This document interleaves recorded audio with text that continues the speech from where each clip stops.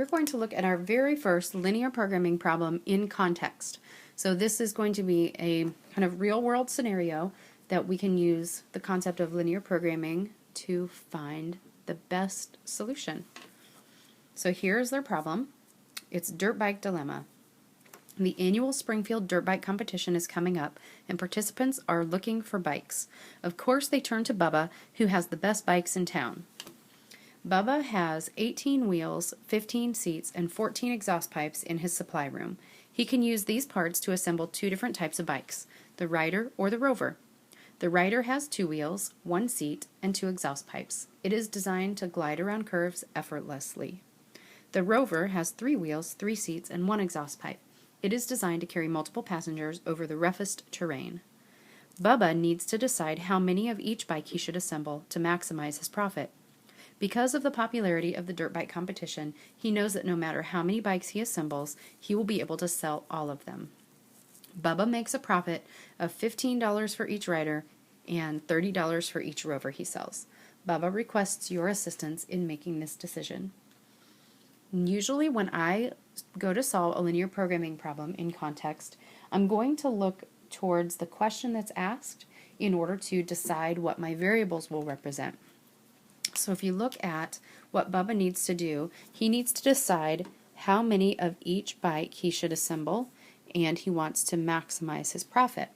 So that's going to tell me two things. It's going to tell me what 2 items I'm trying to find values for. That will tell me to assign my variables. So I'm going to let x equal the number of, let's go with the first type, the riders. It's the number of riders he's going to assemble. And we're going to let y equal the number of rovers assembled. And then we're trying to maximize the profit. So how many of each bike tells me what my variables will represent. And maximize profit is telling me the objective function. So any information about profit is going to go to the objective function. So we'll keep this in mind.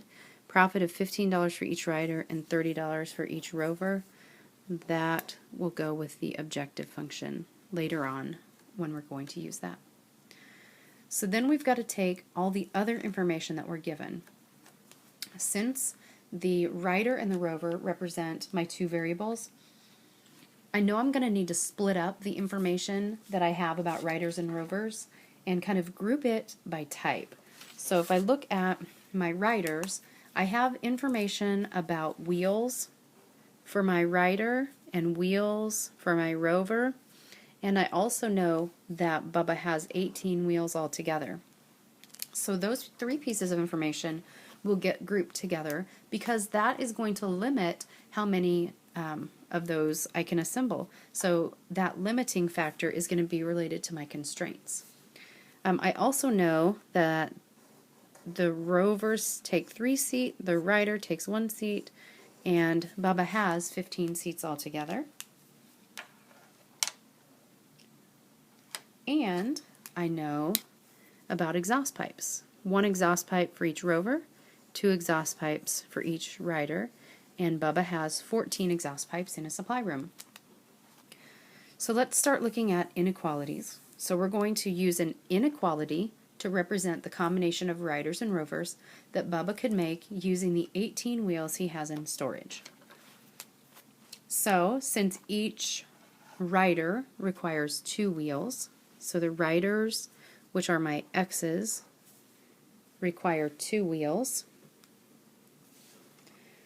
So I will take 2 wheels times the number of riders. So 2x will represent the number of wheels that a rider requires. And then 3 for each Rover, so 3 wheels for each Rover. So I'll add to that 3y. And he only has 18 wheels in stock, so that's going to have to be less than or equal to the 18 wheels that Bubba has in inventory. The second piece of information we have is about the seats. Well, we're told in the problem that each rider takes 1 seat, each rover takes 3 seats. So we have 1 seat times the number of riders we use, plus 3 seats times the number of rovers we use, and that's going to have to be less than or equal to the 15 seats that Bubba's got in the supply closet. And then our last inequality is going to have to do with the exhaust pipes, and we are told there's 2 exhaust pipes for the rider, 1 exhaust pipe for the rover. So 2 exhaust pipes times the number of riders plus 1 exhaust pipe times the number of rovers has to be less than or equal to the 14 that are in the supply closet. There's a couple of other questions here that says it is impossible to make a negative number of riders. So an inequality to show that we have to have, we can't have a negative number of riders would be the number of riders, which is x, has to be greater than or equal to 0. And similarly for the rovers, y would have to be greater than or equal to 0. Each of these inequalities is called a restriction or a constraint. A constraint describes one of the limitations given in the problem. So when we put together all of these limitations, we are going to come up with a set of possible combinations of riders and rovers that will not go over the number of supplies that Bubba has in his closet. So we can't use more than the, what does he have, 18 wheels, 15 seats, and 14 exhaust pipes. We can't use more than what he's got in order to make these. So let's see how this information all goes together. When all of those constraints are put together, it's called the system of constraints. So we're going to write that system of constraints in this space, all put together.